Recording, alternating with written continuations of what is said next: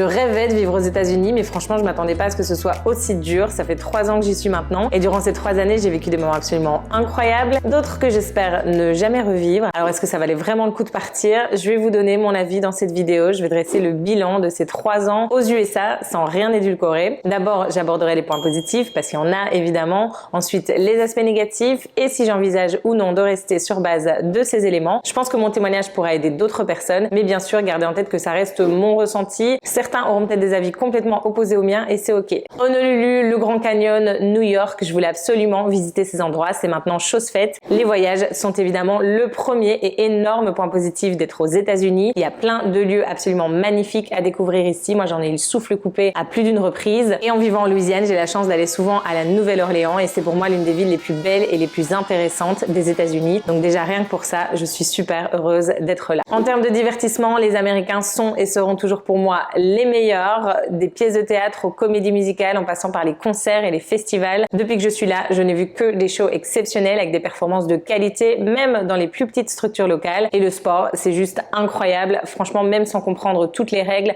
les stades sont hyper impressionnants, l'ambiance est toujours au rendez-vous. Donc pour moi, c'est impossible de s'ennuyer ici et ça, c'est un pur bonheur aussi. Et bien évidemment, je peux me permettre de faire tout ça grâce à l'argent parce que je suis beaucoup mieux payée ici que je ne l'étais dans mon pays d'origine. Concrètement, j'ai 3 diplômes, un bachelier, un master et une agrégation. En Belgique, je gagnais moins de 2000 € par mois. Ici, je suis presque à 4000 $ et de manière générale, j'ai un train de vie que j'avais pas auparavant. Donc j'ai un plus bel appartement, une voiture, je peux aller rester plus souvent et réaliser toutes les sorties et voyages que j'ai évoqués. Donc mon quotidien s'est vraiment amélioré. Alors je sais que ce point va sûrement faire débat et contraster énormément avec ce qu'on voit dans les médias actuellement, mais les Américains, pour la plupart évidemment, sont non seulement très polis et respectueux, mais aussi très optimistes et positifs au quotidien. Et ça rend la vie juste plus agréable. Certains disent que c'est fake, moi je pense que c'est ancré dans leur culture, dans leur éducation, et quoi qu'il arrive, le résultat, c'est que tu passes une meilleure journée sans subir la mauvaise humeur ou les plaintes des gens en permanence. Une bonne illustration de ça, vous l'avez peut-être déjà entendu, c'est les compliments spontanés. Donc ça arrive souvent que les Américains vous abordent et vous complimentent dans la rue, au supermarché.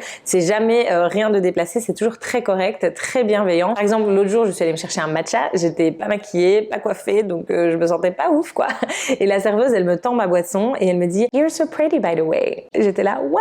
Thank you." J'étais gênée, je savais pas quoi dire tellement je m'y attendais pas. Mais c'est pour vous dire que ça sort naturellement chez eux en fait, et souvent au moment où on s'y attend le moins. Et ils cultivent ça dès l'enfance en fait. Moi, je le vois à l'école, que ce soit entre les profs ou les élèves, ils ont toujours un mot positif les uns envers les autres. Ils sont encouragés dans cette voie et ça crée un environnement vraiment plaisant. En plus, comme je vous l'ai dit, ils se plaignent quasiment jamais. Franchement, moi, en 3 ans, j'ai rarement entendu mes collègues se plaindre, alors que je trouve qu'elles travaillent dans des conditions beaucoup plus difficiles qu'en Belgique. Et pourtant, l'énergie, elle est toujours positive, donc c'est ultra motivant et je trouve que ça te pousse aussi à donner le meilleur de toi-même. Et enfin, là, c'est vraiment propre à l'endroit où je me trouve, mais la Louisiane a une historique très lourde avec l'esclavage, la ségrégation, les ouragans à répétition. Et pourtant, il règne ici une atmosphère très accueillante, très bienveillante. Les gens sont extrêmement chaleureux et il y a une culture de la fête que j'ai rarement vu ailleurs. Ce serait comme ça d'ailleurs que le jazz serait né ici. Mais donc c'est quelque chose qu'on ressent en fait au quotidien, dans les interactions avec les gens, mais aussi tout au long de l'année, dans chaque événement en fait, il y a toujours une ambiance bon enfant. Cet été, je suis retournée à New York et j'étais choquée. J'ai vraiment senti la différence. Les gens étaient froids. Aucun Uber ne nous a même adressé la parole, alors qu'ici, les gens ils discutent toujours avec toi, ils prennent le temps. Et en gros, c'est vraiment la fête toute l'année. Personnellement, j'adore cette ambiance parce que je suis une grande casanière, donc ça me force à sortir de ma zone de confort, à sociabiliser davantage et aussi à retrouver un petit grain de folie, je pourrais dire, parce que chaque fois les gens jouent le jeu à fond. Ça c'est partout aux États-Unis, mais par exemple pendant Mardi Gras ici ou Halloween,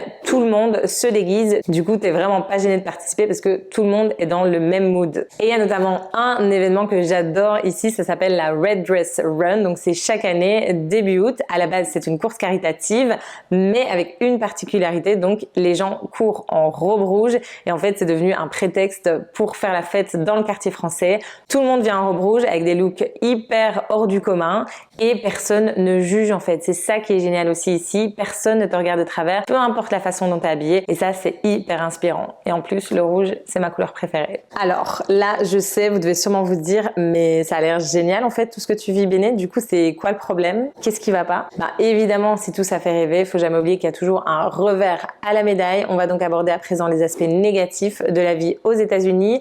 Mais avant, petit rappel, pensez à liker et à vous abonner. Ça m'encourage vraiment à partager davantage mon expérience et à aider d'autres personnes qui souhaitent tenter l'aventure. Alors, je vous ai parlé de l'argent. Certes, on gagne plus aux États-Unis, mais on dépense plus aussi. Déjà, on nous avait demandé de venir minimum avec $10 000 pour l'installation. C'est pas donné à tout le monde. Moi, j'ai dû faire un prêt parce que j'avais pas cet argent et il m'a fallu du temps pour commencer à rentrer dans mes frais et équilibrer mon budget. La vie coûte cher et en plus, la société américaine vous pousse constamment à la consommation, donc il faut faire très attention parce que moi, au début, j'avais envie de tout tester, de tout expérimenter pour vivre mon aventure à fond, mais j'étais obligée de me réguler, sans compter qu'on n'est jamais à l'abri d'un problème, évidemment, et c'est ce qui m'est arrivé, sinon c'est pas drôle, bien sûr. Le volant de ma voiture, un jour, est resté coincé dans le sens opposé à mes roues. Voilà, oui. Ça m'a coûté $1 500 de réparation. Oui, j'ai encore le somme. Vous savez sans doute aussi que le système de santé américain est le plus cher au monde, donc il faut avoir une très bonne assurance. Au début, j'ai pu trouver facilement, sans aucun problème, mais maintenant, ça fait 3 ans que je suis là, donc j'ai été radiée de ma commune en Belgique, ce qui veut dire que je n'ai plus la mutuelle. Donc j'ai dû faire appel à une société privée et ça me coûte désormais la modique somme de 370 € par mois, juste pour anticiper les frais d'hôpitaux et de rapatriement. Si je fais une visite banale chez le médecin, je vais payer de ma poche. Donc il y a énormément de dépenses à prendre en compte et moi j'étais vraiment pas consciente avant de partir que plus j'allais rester, plus ça allait me coûter cher en fait, surtout en vivant seule. Deuxième point négatif, beaucoup d'étrangers vivant aux États-Unis le disent, c'est dur de se faire des amis américains. Alors ils sont très sympas comme je vous l'ai expliqué précédemment, mais souvent ça s'arrête là à ce qu'on appelle du small talk, des conversations légères, superficielles, mais qui ne mènent pas forcément à des amitiés réelles. Alors moi ça me dérange pas au niveau du travail, je préfère garder une petite distance avec mes collègues et rester purement dans un cadre professionnel. Mais en dehors, c'est dur quoi. Surtout qu'on sait jamais ce qu'ils pensent. On n'a pas du tout, en fait, la même façon de communiquer. Donc parfois, ils peuvent être très directs, mais la plupart du temps, tu n'as aucune idée de ce qu'ils ressentent vraiment. Donc ça m'est arrivé de rencontrer des gens, d'avoir l'impression qu'on avait bien accroché, qu'on avait un bon feeling, on échange des numéros, on se dit ouais, on va se refaire un truc bientôt et puis j'en ai plus jamais entendu parler. Voilà. Ce qui fait que je me sens très seule puisque je suis loin de ma famille et de mes amis et à part quelques personnes avec qui j'ai réussi à nouer des liens, il y en a 4, littéralement je peux les compter sur les doigts d'une main, je suis la plupart du temps seule. Alors au bout de 3 ans, je peux dire que j'ai appris à apprivoiser cette solitude et à l'apprécier, mais par moments ça a été très difficile à vivre et c'est souvent là que j'ai remis en question ma décision de partir parce que il faut savoir que c'est pas du tout la même chose que quand on est dans le même pays que ses proches, même si vous dites oui je peux passer une semaine tout seul chez moi, quand vous êtes à l'étranger c'est différent. Et ça je trouve qu'on n'y est jamais vraiment préparé avant de tenter l'expérience. Après, cette année-là justement,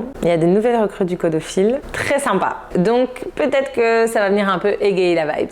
Maintenant, ça n'empêche que l'expérience reste difficile, donc on passe souvent d'une émotion à l'autre, surtout au début parce qu'on n'a pas nos repères habituels, on remet tout en question, les gens nous manquent, on ne sait pas si on a fait le bon choix ou non, si ce serait pas mieux de rentrer, et puis il suffit de passer une journée extraordinaire pour se dire ah non c'est trop bien ici, j'ai pas envie de rentrer, et à l'inverse dans les moments difficiles, franchement parfois moi j'ai eu envie de faire mes valises direct et de prendre le premier avion, donc c'est pas toujours facile à gérer. Et c'est d'autant plus dur dans ces cas-là évidemment d'être loin de sa famille et de ses amis parce qu'avec la distance et le décalage horaire, en Louisiane c'est 7 heures quand même, on peut pas se parler aussi souvent qu'on voudrait, parfois on a besoin d'un conseil ou de soutien, les gens ils sont pas forcément disponibles et à l'inverse on n'est pas là pour eux non plus et donc moi j'ai beaucoup culpabilisé. La plupart de mes amis ont eu des enfants ou se sont mariés pendant ces dernières années, j'étais pas là par exemple, donc ça m'a fait un gros pincement au cœur. Pour les anniversaires aussi, voilà, que ce soit pour aider les gens ou pour être simplement présent pour eux, on loupe plein d'événements. Donc moi j'ai constamment la sensation d'être coupée en deux entre deux pays, deux cultures. D'une part j'ai envie de m'intégrer, de l'autre j'ai envie de maintenir le contact avec mes proches et à nouveau ça prend énormément de temps à trouver l'équilibre. Je sais que c'est quelque chose qu'on sait avant de partir, mais franchement à nouveau tant qu'on l'a pas expérimenté, en fait on comprend pas vraiment ce que c'est et c'est vraiment très difficile. Au début je passais toutes mes soirées sur mon téléphone à essayer de prendre des nouvelles, à répondre aux messages et aujourd'hui je me mets moins de pression parce que l'année passée j'ai fait limite à un moment donné un rejet de mon téléphone, j'en pouvais plus en fait d'avoir tous mes contacts sociaux qui étaient concentrés sur le téléphone, donc je me mets moins la pression et voilà, il y a des liens qui se sont renforcés avec le temps, d'autres qui commencent un peu à disparaître, mais voilà, en fait il faut accepter que ça fait partie du jeu. Je rentre aussi chaque été en Belgique et ça me fait énormément de bien, mais qui dit rentrer dit aussi repartir et ça veut dire qu'à chaque fois il faut se redire au revoir et chez moi ça se fait jamais sans les larmes, à chaque fois c'est un déchirement, donc sur un court terme c'est gérable, mais sur le long terme, moi je me demande constamment est-ce que c'est vraiment la vie que je veux mener, surtout que l'année passée j'ai vécu mon premier ouragan, alors c'était seulement un catégorie 2, donc pour les locaux la routine, pour moi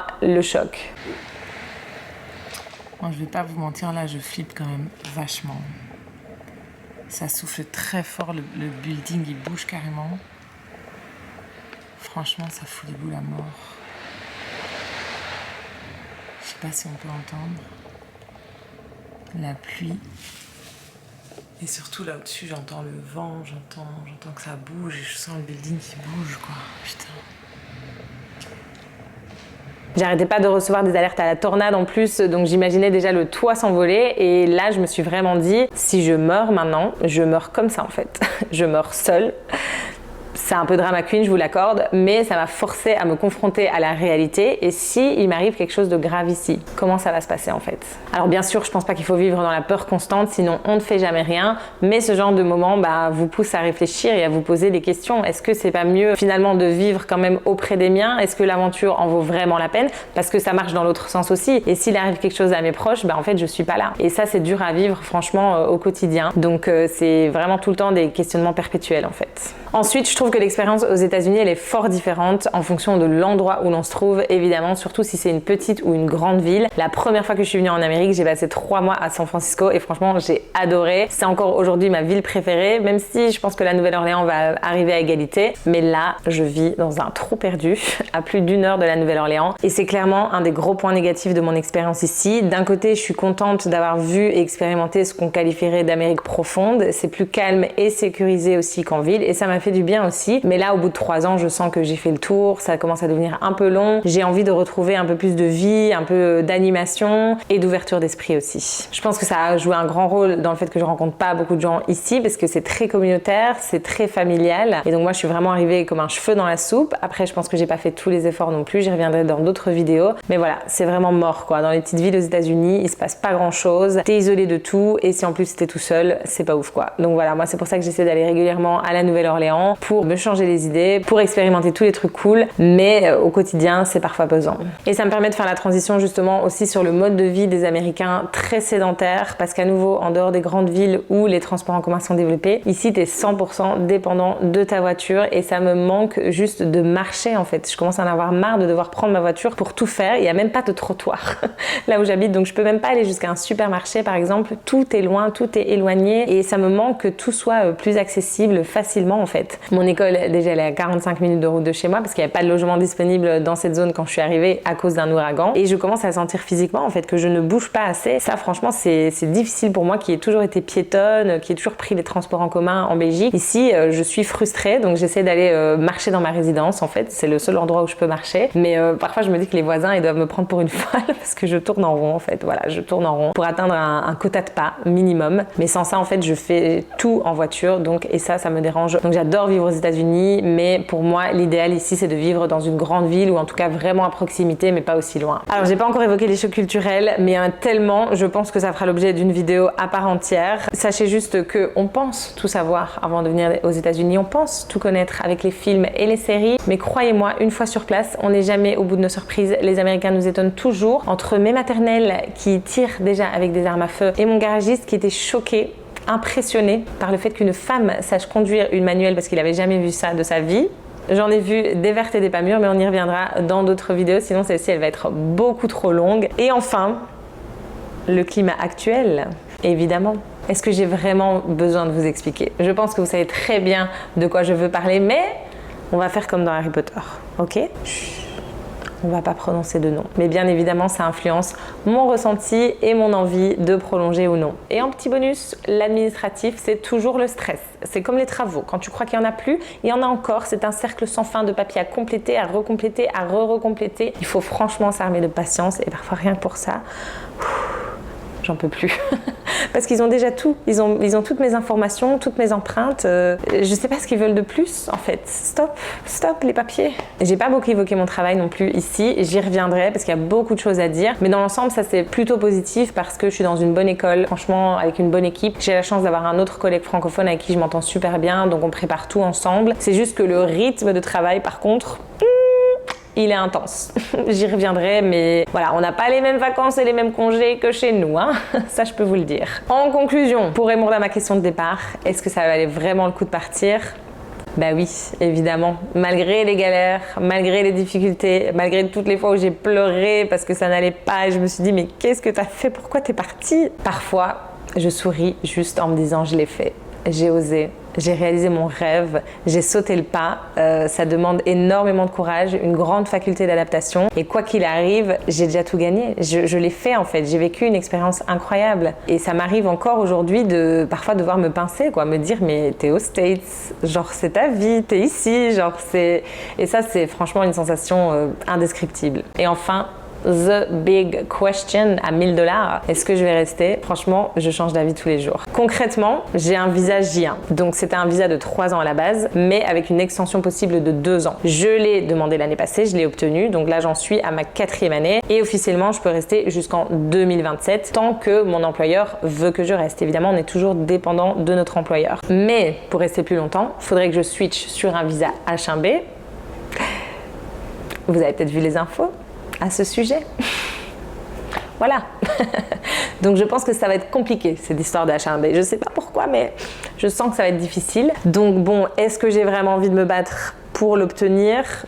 Je ne sais pas. Est-ce que j'ai le courage de me relancer encore dans des démarches administratives? Je ne sais pas. Je sais que si je pars dans 2 ans, je vais pleurer toutes les larmes de mon corps, ça va être très difficile. Les États-Unis vont me manquer énormément, mais d'un côté, je sais que je retrouverai ma famille et mes amis. Et financièrement aussi, si c'est pour encore débourser des sommes astronomiques pour un visa que tu n'es même pas sûr d'obtenir et sans savoir si tu vas vraiment pouvoir rester ou pas sur le long terme, je ne sais pas si ça en vaut vraiment la peine. Parfois, je me dis que je devrais peut-être juste profiter des 2 années qui me restent, ne pas mettre la pression, rentrer auprès de ma famille tout simplement et être juste reconnaissante déjà de tout ce que j'ai vécu parce que dans tous les cas, j'ai déjà gagné, j'ai déjà vécu une expérience incroyable, je l'ai fait et ça restera à vie. Pour moi en fait les États-Unis c'est génial sur le court terme parce qu'il y a vraiment moyen de vivre des trucs de dingue. C'est un pays qui reste génial malgré tout ce qui se passe actuellement et tu peux vite augmenter ton niveau de vie de manière beaucoup plus rapidement que chez nous. Maintenant sur le long terme, j'ai l'impression qu'il faut vraiment une bonne raison de rester. Il faut se demander si c'est un mode de vie qui peut vraiment nous correspondre et nous rendre heureux sur le long terme. Et à nouveau, est-ce qu'on a les moyens financiers ou pas et est-ce qu'on a envie de les investir pour ça? Donc bon, affaire à suivre. Je vous tiendrai au courant pour le visa H1B si ça vous intéresse. Je vais quand même me renseigner. Mais en attendant, dites-moi en commentaire si vous envisagez de venir vivre aux États-Unis, si oui, dans quel état, pourquoi faire, ou si vous êtes